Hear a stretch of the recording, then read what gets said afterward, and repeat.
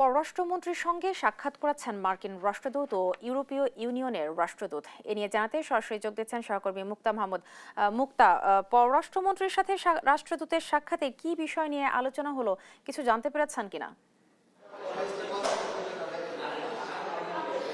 রিপা, আপনি যেটা বললেন যে পররাষ্ট্রমন্ত্রী খলিলুর রহমান এবং পররাষ্ট্র প্রতিমন্ত্রী শামা ওয়াহেদ দুজনের সঙ্গেই মার্কিন নতুন যে রাষ্ট্রদূত দায়িত্ব নিয়ে এসেছেন ব্রেন্ট ক্রিস্টেনসেন, তিনি সকালে সৌজন্য সাক্ষাৎ করতে এসেছেন এবং এখনও তারা বৈঠক করছে। এবং একই সঙ্গে আমরা দেখেছি যে সকালেই এসেছেন ইউরোপীয় ইউনিয়নের রাষ্ট্রদূত মাইকেল মিলার এবং ইউরোপীয় ইউনিয়নভুক্ত দেশগুলোর রাষ্ট্রদূতেরাও পররাষ্ট্রমন্ত্রী এবং প্রতিমন্ত্রীর সঙ্গে সৌজন্য সাক্ষাতে এসেছেন। রিপা, আপনাকে জানিয়ে রাখি যে বিষয়টি হয়েছে যে দায়িত্ব নেওয়ার পরপরই পররাষ্ট্রমন্ত্রী এবং প্রতিমন্ত্রী নতুন সরকারের দায়িত্ব নেওয়ার পরপরই তার সঙ্গে যে সৌজন্য সাক্ষাৎ, এই সৌজন্য সাক্ষাতের ধারাবাহিকতা কিন্তু আজও চলছে। এর আগেও আমরা গতকাল দেখেছি যে ভারত, চীন এবং পাকিস্তান, সৌদি আরবের রাষ্ট্রদূত তার সঙ্গে সৌজন্য সাক্ষাৎ করেছে এবং সাক্ষাতের যে বিষয়গুলো আজকে এবং সাধারণত যে বিষয়গুলো নিয়ে আলোচনা হয়, দুই দেশের স্বার্থ সংশ্লিষ্ট বিষয়গুলো নিয়ে আলোচনা হবার কথা রয়েছে।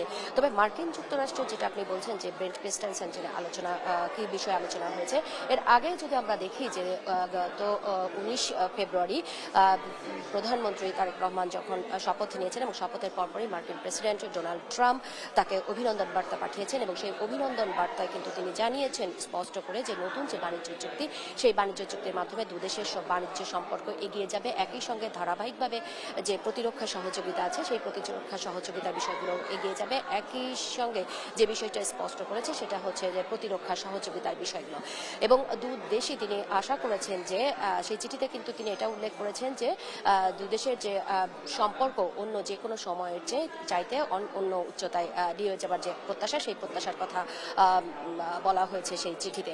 তো সেই চিঠির যে বিষয়গুলো যে আছে, সেই বিষয়গুলো নিয়েই আমাদের ধারণা যে বিষয়গুলো নিয়ে আলোচনা হবে এবং দুদেশের স্বার্থে। আপনি জানেন যে কিছুদিন আগে যে বাণিজ্য চুক্তি হয়েছে, সেই বাণিজ্য চুক্তি নিয়ে নানা কথাবার্তা চলছে। সেই বাণিজ্য চুক্তির বিষয়ে আলোচনা হবে, প্রতিরক্ষা সহযোগিতা যে বিষয়টা বললাম সেই বিষয়টা আলোচনা হবে।